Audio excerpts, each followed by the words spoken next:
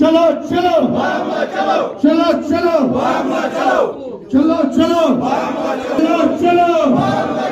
चलो चलो welcome welcome welcome welcome चलो चलो चलो चलो चलो चलो अशोक कौन सा अशोक कौन सा चलो चलो।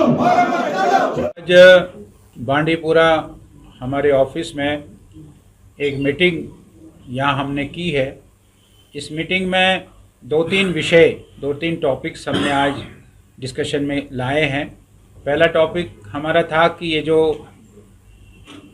सेवा पखवाड़ा इस समय चल रहा है 2 अक्टूबर तक वो चलेगा।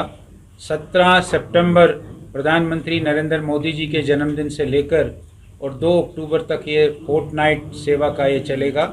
इसके बारे में पिछले दिनों हमने क्या क्या काम किए हैं और आगे जो दिन बचे हैं उनमें हमको क्या क्या काम करने हैं, इस पर हमने यहाँ चर्चा की। मैं आपको ये बताकर बड़ा हर्ष मुझे हो रहा है कि बांडीपुरा ने जितने भी कार्यक्रम थे, वो चाहे रक्तदान था, ब्लड डोनेशन था, वो चाहे फ़ोटो एग्जिबिशन था, वो चाहे फ्री मेडिकल कैंप्स लगाने थे, वो चाहे प्लांटेशन की ड्राइव थी, वो चाहे टीबी पेशेंट्स को अडॉप्ट करने की बात थी, इन सब कामों में बांडीपुरा ने बहुत अव्वल रहा है, बहुत आगे रहा है।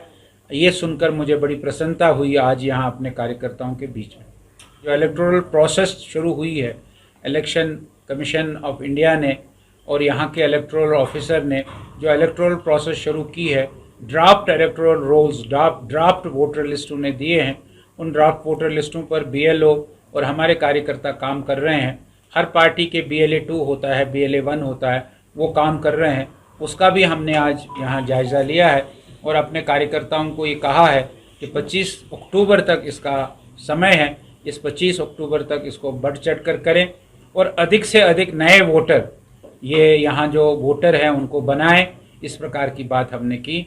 और हमारे गृह मंत्री अमित शाह जी का अब 5 तारीख को जो कार्यक्रम बारामूला में हो रहा है, हमने यहाँ बात की कि हमने नॉर्थ को चुना है इस बार कि नॉर्थ कश्मीर में हम ये रैली करेंगे अमित शाह जी की। और नॉर्थ कश्मीर के चुनने का एक ख़ास वजह है कि यहाँ हमारे कार्यकर्ता बहुत एक्टिव है, बहुत सक्रिय हैं और उनको अमित शाह जी जब आएंगे, उनकी बात सुनेंगे, उनका और जोश बढ़ेगा। इसलिए बड़ी संख्या में सभी गाँवों से, सभी इलाकों से उस सभा में, उस जलसे में लोग पहुँचे हैं। इसकी बात हमने की है और यहाँ हमारे नसीर साहब ने हमको बताया कि 5000 से अधिक लोग यहाँ से उस रैली में जाएंगे। ये बहुत बड़ी बात है। यहाँ से अपनी व्यवस्थाओं में भी लोग जाने के लिए तैयार है। इस प्रकार की बात यहाँ आई है, ये सबसे बड़ी बात है। और 5 तारीख को अमित शाह जी का जो कार्यक्रम है वो नॉर्थ कश्मीर में बारामूला में बढ़ चढ़ कर होगा। ऐसा है कि एक नियम है कि डिलिमिटेशन हो गई, यहाँ 90 सीटें कारो हुई है। 90 सीटें कारो होने के बाद इलेक्शन ऑफिस ने यहाँ इलेक्टोरल प्रोसेस का काम शुरू किया है और हम सब जानते हैं कि जो उसका डेट्स आए हैं वो डेट्स ड्राफ्ट इलेक्टोरल रोल्स जो है वो उन्होंने दिए हैं और 25 अक्टूबर तक उनका समय है। BLO अभी सारे आपने देखा होगा काम कर रहे हैं और हमारे भी कार्यकर्ता काम कर रहे होंगे। उसके बाद 1 महीना उन्होंने इस वोटर लिस्ट को दोबारा से बनाने के लिए उन्होंने जो करेक्शन होगी वो करेंगे और 25 नवंबर के बाद वो फाइनल वोटर लिस्ट देंगे। 25 नवंबर के बाद जो फाइनल वोटर लिस्ट आएगा वो तकरीबन दिसंबर में आएगा। फिर हम सब जानते हैं कि दिसंबर और जनवरी फरवरी में यहाँ चुनाव नहीं होगा। हम आश्वस्त हैं कि मार्च अप्रैल में जम्मू कश्मीर में चुनाव होगा। अभी आपको 5 तारीख को सामने आएगा जब आप अमित शाह जी की रैली देखेंगे बारामूला में और वो पता लगेगा लोगों को कि भारतीय जनता पार्टी कितनी मजबूत है नॉर्थ कश्मीर में। हमारा कार्यकर्ता बहुत मेहनत कर रहा है और कार्यकर्ता गांव-गांव में जा रहा है, कार्यकर्ता हर कॉन्स्टिट्यूंसी में घूम रहा है, कार्यकर्ता हर पोलिंग बूथ पर घूमता है। ये सारी बातें जो है ये चुनाव के समय सामने आएंगी और आप देखेंगे जो हमारे स्टेट के प्रेसिडेंट रविंद्र रैना जी जो बात कह रहे हैं, पीछे भी यहाँ आए थे, आपसे भी उन्होंने बात की और उन्होंने घोषणा की कि इस बार 50 पार बीजेपी करेगी और बीजेपी का मुख्यमंत्री होगा। ये पूरी बिल्कुल मेहनत के साथ हमारे कार्यकर्ता, हमारे लोग कहते हैं, ऐसा मेरा मानना है। ऐसा है कि जब डेली वेजर्स का हमने 9,000 करवाया, 9,000 रुपया उनका हो गया, और अभी आपने देखा होगा कि सरकार ने एक कमेटी बनाई है, उस कमेटी का रिपोर्ट भी आ गया है, मिनिमम वेजेस की बात आ गई है।